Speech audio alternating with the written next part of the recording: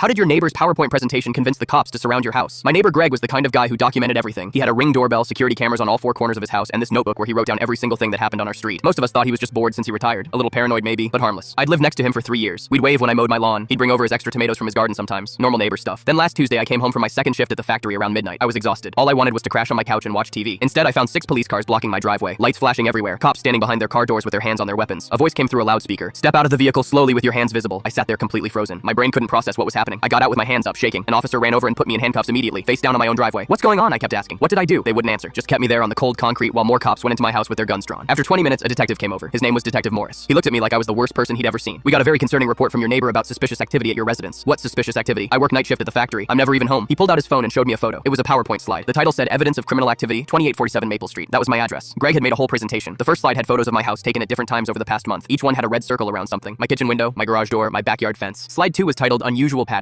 It had a chart showing what time I left for work and came home each day. Times I had visitors, times my lights were on or off. Greg had been tracking my entire schedule like I was some kind of suspect. Slide 3 was the worst. It was called Evidence of Drug Manufacturing. There were photos of me carrying in bags from the hardware store last week. Detective Morris pointed at the screen. Your neighbor documented you purchasing large quantities of acetone, coffee filters, lithium batteries, and cold medicine over a 2-week period. All common ingredients for making illegal substances. I started laughing. Not because it was funny, because it was so insane I didn't know what else to do. Those were for my bathroom renovation. The acetone was paint thinner. The coffee filters were literally just coffee filters because I drink coffee. The batteries were for my smoke detectors. What about the cold medicine? I had the flu last month. I bought the store brand because it's cheaper, but Greg had made it look like I was running a drug lab. He even had a slide showing steam coming from my bathroom window one morning labeled as suspicious vapor. That was me taking a hot shower. The next slide showed my trash bins on garbage day. Greg had apparently been photographing my garbage every week. He'd circled empty plastic bottles and highlighted them. Used for chemical storage, his caption said. They were Gatorade bottles. I drink Gatorade at work. Slide 8 had pictures of people coming to my house. My sister who visits every Sunday. My buddy from work who helped me install my new toilet. The pizza delivery guy. Frequent unknown visitors at irregular hours. Possible customers or distributors. Detective Morris was starting to look less confident. But there was one more slide. This one showed my electric bill. Greg had somehow gotten a copy of it. Maybe from my mailbox or something. He'd highlighted that my usage went up 30% last month. Consistent with high-powered equipment used in drug manufacturing operations, the slide said. I'd bought a space heater because my furnace broke and I couldn't afford to fix it right away. It ran constantly for 3 weeks. By now, more cops had come out of my house. One of them told Detective Morris they didn't find anything. No drugs, no equipment, no chemicals, just a half-finished bathroom and a lot of empty Gatorade bottles. They took the handcuffs off. Detective Morris looked embarrassed. Your neighbor seemed very convinced. He had documentation going back weeks. He even created a statistical analysis of your behavior patterns. Can I see the whole presentation? He pulled it up on his phone. 23 slides. Greg had spent hours on this thing. Charts, graphs, photos with timestamp metadata, even a conclusion slide summarizing his findings. The last slide said recommendation and had one bullet point. Immediate law enforcement intervention required. The detective sighed. He's retired FBI. Sometimes they have a hard time turning it off. Greg was standing on his porch watching everything. When the cops started leaving, he came over. I was sure you were cooking something in there. All the signs were there. I just stared at him. You got me arrested because I renovated my bathroom and bought cold medicine? He crossed his arms. Better safe than sorry. That's what I always say. The cops told him to delete all his photos of my house and stop monitoring my property. Warned him about harassment. But Greg just went back inside like nothing happened. I found out later he'd given the same presentation to 3 other neighbors before calling the police. He'd been trying to build consensus that I was a criminal. My sister thinks I should sue him. My buddy from work thinks I should move. But honestly, I just feel bad for him. Guy spent his whole career looking for criminals. Now he's so bored he's creating them out of thin air. I did get a security camera though, pointed right at his house, just in case he decides to make a sequel presentation.